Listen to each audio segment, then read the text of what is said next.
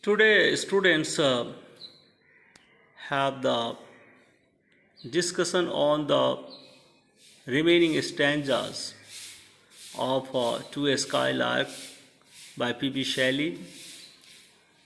I think that we are well acquainted with the fact and substance that P.B. Shelley tries to record in this poem. We find that it is so important for all of us to make a very just pleasant analysis, because you should be talking about the poem in a pleasant mood, because it has been the very much quest of the poet to find pleasure in our life.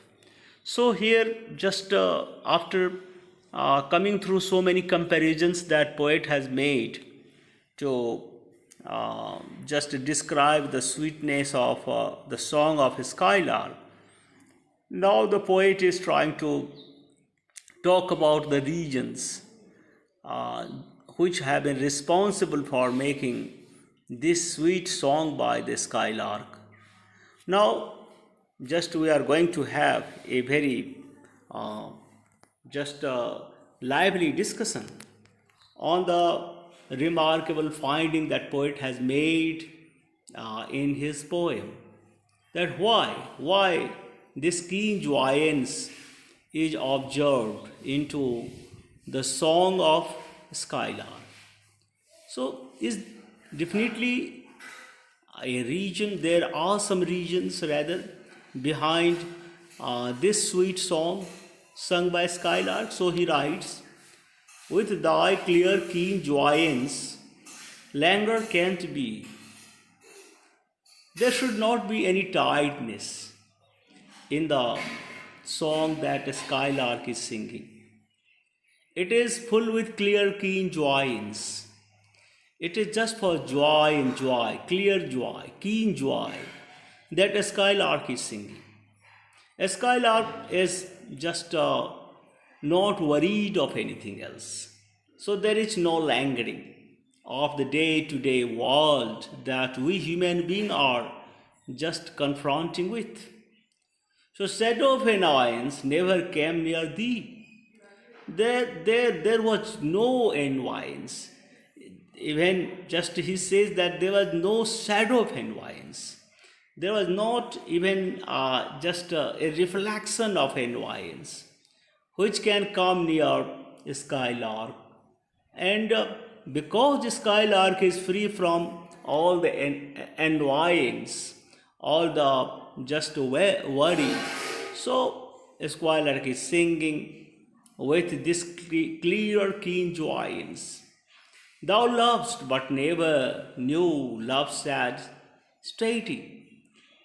Skylark does not know ever whether he can just live any time into the sad state. No, there was no sad region that has covered the life of a skylark. So it is the lovely time that a skylark has spent. A skylark just has never just come across any sort of annoyance, any sort of worry, any sort of sad state. He is free from everything. It is why just his song is clear, keen, joyous. And just we people can take lesson, because just in the previous stanza the poet has been just requesting to a skylark to teach him how to sing as beautifully as a skylark has been. Now perhaps now he is able to know, he is able to find the very proper region that has made the song of skylark so beautiful. So he says that we can sing equally when we enjoy our life. No doubt our enjoy is made of annoyance. Our enjoy had sad state. We simply just live in annoyance, in sadity. But it is our art that we can overcome all these kind of things, and we can simply search and find joyance and joyance and joyance from the just epitome of life.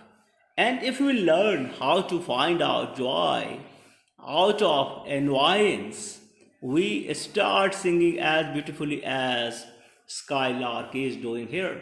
So, in this stanza, we have some words that we can just discuss.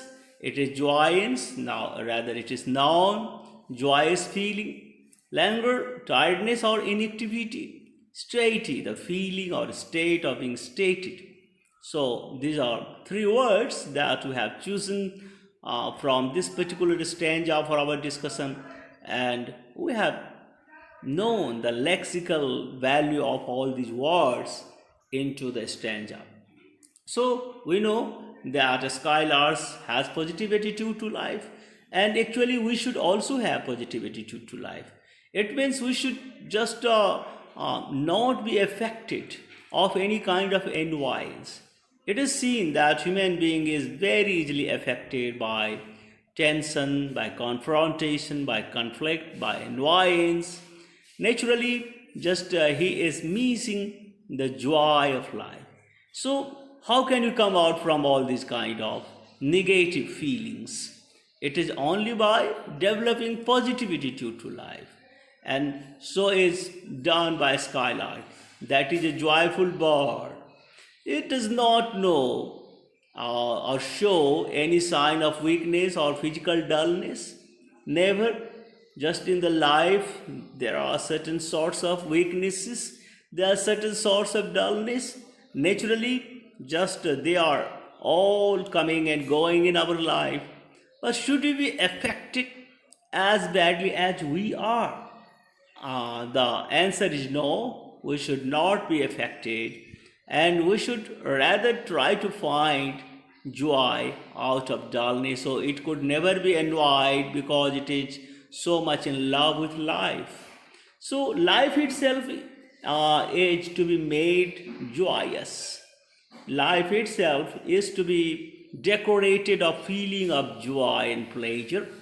You know, just because we are expecting life to be joyful, but actually we don't know how to make this life joyful. It is up to us to make the life joyful and convert it into joyful experience. So waking or asleep, thou of death must deem things more true and deep than we mortals dream.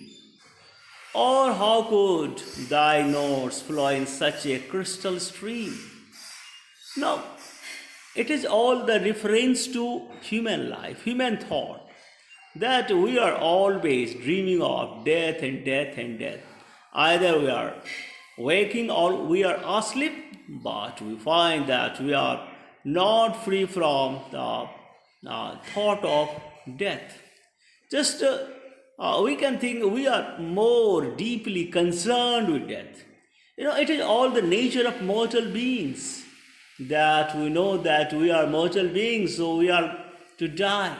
And this philosophy, this thought is going to hamper our feeling of pleasure. It stops the stream of joy that is the very reason that our note of music is not as beautiful as is the note of music of Skylark. Skylark, on the other hand, is less concerned with any idea of death. You know, we know that it is but natural to face death. We are going to face death one day in our life. But what does it mean? Does it mean that we should try to stop laughing? Does it mean that we should try to stop smiling? Does it mean that we should try to feel joyous in our life? That death is not the only reason as we are doing to just stop everything, which is just going to cast a very negative attitude to life. That we are always thoughtful, we are always pensive of death and death and death. And so we can say that the crystal stream of music which is coming from Skylark is not found into the music of human beings because of mortal dreams that we have always of death and death and death. So the bird sings in such a clear, pure manner. It is untainted by the idea of death and knows no fear, no fearing and or troubled by death. So it is a well-known fact that a skylark too is a mortal being. A skylark too is to die. But is skylark ever bothered of this idea that it is going to die? No. A skylark thinks it should be postponed. Let death come and just will depart. There is no other way. Just to think before death is coming to us. Why to think about death before it comes to us? Let it come and we'll depart. It is what the right philosophy is. And so, in between, we have so many opportunities to enjoy the happiness of life, joy of life. So, unlike humans who think too much, who even dream about death. So, Skylark is not. Skylark is simply free from this kind of troubling idea, And we can find in our common observation that human beings are just every now and then talking about death, as if death is approaching the man next moment.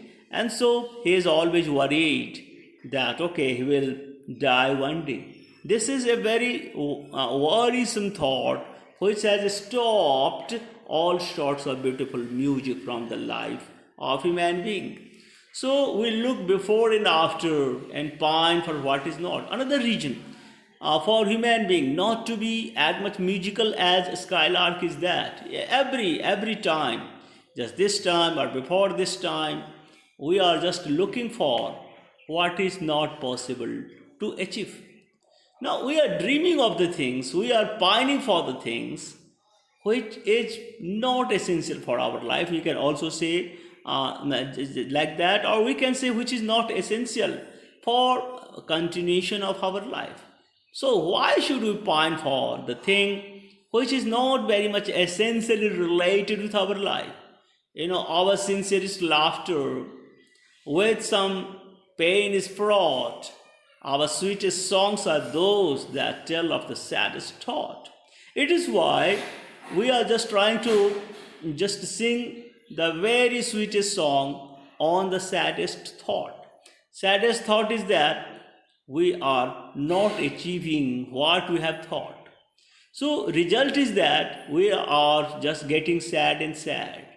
We are just never happy. Just whatever we have got should be enough for us to be happy.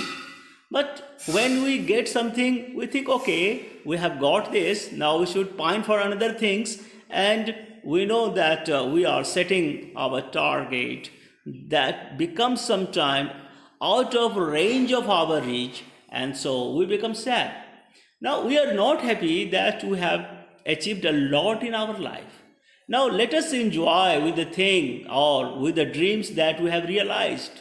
And just we are making dreams after dreams, and we think that all our dreams be realized. It is not possible for a person that we are all time having the dreams to get realized. So it is here that our own faulty thought that is just stopping us from singing as beautifully as skylark is. So it is pine, a tall evergreen tree. It is also, our pine is also just trying to find something or just wanting something, and fraud filled with something unpleasant. So our life is full with unpleasant experience. It is because of the simple fact that we are pining for something that is not essential for us, and that we cannot achieve as well. So here the stanza opening line is inspired by Shakespeare Hamlet, Act 4, Scene 4. Humans are never happy or truly joyous. Why?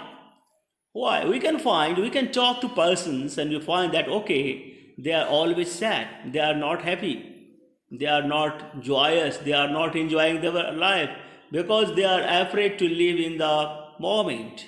And we can say we are bothered of the future, we are bothered of the past, we are bothered of the present. Every time, just if you are happy in the present, our past bothers us, and so does our future. And if you think that we'll be happy in future, our present and past are making us bother. So this is what the oscillation of mind is, that it is never going to stop at a point and just enjoying that moment. So just through our sadhana, through our meditation, we try to make our mind stop at a point and enjoy it completely. We want to get our mind associated with the ultimate pleasure, that is just the last pleasure of life, and we can find no, there is no further pleasure for us too. But we find that we are wandering from pleasure to pleasure, from dreams to dreams, and we find that our search for joy is lost. So we long for things that are out of reach. We are slaves to time, hankering after the past, concerned about the future. Just our time is simply just lost, just in between present and past and future and past. And even when we think we have happiness and sweetness in our lives, there is always some pain to remind us of the past and all our sadness. It is why we can say that no situation is making us happy. Just we have achieved something very remarkable in our life, but once we achieve, we are switching to another thing, we are starting making another dreams, and we become unhappy with that kind of thing. So if we could scorn hate and pride and fear, if we were things born not to shed a tear, I know not how thy joy we ever should come near. How can you get that joy of life that Skylark is getting when we have just reared the idea of hate, pride, and fear? Just we are hateful to others. Just we have the idea full with disdain, and we can say that we can be happy having the idea of hate, pride, and fear. If we have no love for others, we simply cannot just reach near pleasure. It is not, we cannot shed our tears. We'll be in tears, we'll be into bad and pinching condition of mental status simply because of the fact that we are just fostering hate, pride, and fear. They are never allowing any type of pleasure to grow up. When just human beings are full with these, even our Dharma Shastra are also saying why just rishis are just always pleasant. Although just he does not contain anything that can make his life, physically speaking, so satisfied. But he is, because he has conquered hate, pride, and fear. So once he has conquered hate, pride, and fear, and all the negative forces of life, we can say that we are traveling towards the ultimate pleasure, Satchidananda. That is the ultimate. It is all the imagination, just finding of truth. And if you are finding the truth, that is the supreme delight that we have found. So it is what the journey of Indian philosophy has been, that we are just going to achieve Satchidanand, which is achieved by avoiding hate, pride, and fear from our mind. So even if humans could rid themselves of negativity, hate, pride, and fear, even if they were incapable of experiencing sadness, no way could they match the joy exhibited by the Skylark.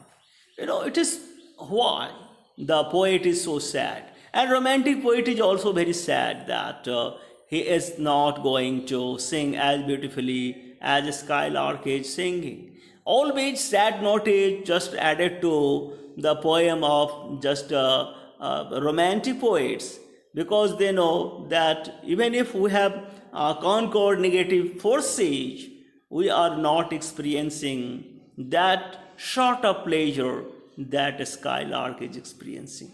So, first we should try to just escort ourselves free from these negative forces, and then we can hope for the ultimate pleasure of life. But he says that perhaps it is impossible for human beings to get that status of mind. So he says, better than all measures of delightful sound, better than all treasures that in books are found, thy skill to poet where thou scorner of the ground. Now we are scorning the person. We have contempt for the person. We have disdain for the person. And if we have this idea, how can you create delightful sound? No, by all measures, by all our attempts that we are making to create a delightful sound, we cannot, because ultimately we are just keeping all scorn and scorn and scorn in our pockets. So just these are the treasures. The treasures are just what you can call based musical sound that a skylark is singing. Better than all treasures that in book are found. In book, in Shastra, we cannot find just any better treasure than the treasure of pleasure and treasure of joy. Yes, it is the life that should be decorated with, and we should try to make our life decorated with the treasure of music, treasure of sweetness, treasure of joy due to music. And we find the poet has the skill to make that kind of pleasure available, but he finds on the ground even the poet is not capable, because he too has not been freeing himself of the scorn, of disdain. So it is always the very basic reason, even for the poet not to sing as beautifully as a skylark is singing. The song of a skylark is superior to any delightful sound. We can say we are just actually using sounds, beautiful sounds, to create music. Just we can make our all effort to make delightful sound. Yes, it would be delightful, but it would not be as delightful as is the sound of a skylark. So it is superior to all literary verse to be found in the books. We can go through the books, and there we find there are so many fine pieces of literary works made, but he thinks, the poet thinks that no, he would not be superior to a skylark. The skylark's skill puts poet to shame, because it rises high and does not get bogged down in the mundane life. He is not worried of this mundane life and this earthly life. He is all just keeping his spirit alive. Let us keep our spirit alive. Because we are just casting our spirit with just what you can call vanity, with our just pride, with our just what you can call our just consciousness of life and so on. So we can not be happy and happy and happy. So that thy brain must know such harmonious madness from my lips would flow. The world should listen then as I am listening now. So the poet is wishing to be a skylark. His brain is trying to know. His brain is trying to know actual spirit of a skylark. From here it is just madness of the search of the supreme pleasure that can make the poet match his song with the beauty of a skylark. So he says that it is out of madness we are just knowing just the secret of the harmonious song sung by skylark. So nothing better has been realized without just a mad search and mad run after all these kind of things. So it is just a very much wish poet wishes that he should also sing as joyously as skylark is singing. And he also wants to become a skylark for rest of the world. He has seen the skylark of his imagination, but ultimately he wants to make himself a skylark, free from all human defects, that he could sing as beautifully as a skylark is singing. So let us know the secret of positivity, joy and fearlessness, and ability to sing unconsciously. Only then society as a whole would listen and be enraptured or ravished or delighted. So everybody should try to delight himself or delight society. Poet is just trying to learn because it is a romantic idea. It is an individual experience that poet is sharing, but everybody should be romantic in his approach, that he also wants to sing as beautifully as a skylark is singing. It is just the emblem of a skylark which has been created by the poet for each and every person. That skylark is very much living within human life. It is the spirit of human being that is a skylark. But what have we done? We have made that skylark imprisoned, and we have kept it into the very much prison of what you can call vanity, of pride, and so on. So let us come out from that vanity of pride, that the spirit of our life must start singing as beautifully as a skylark is singing here. So we have just come to the real conclusion, and we have known that it is a very good and fantastic search that P.B. Shelley has made in this poem. Thank you very much for listening.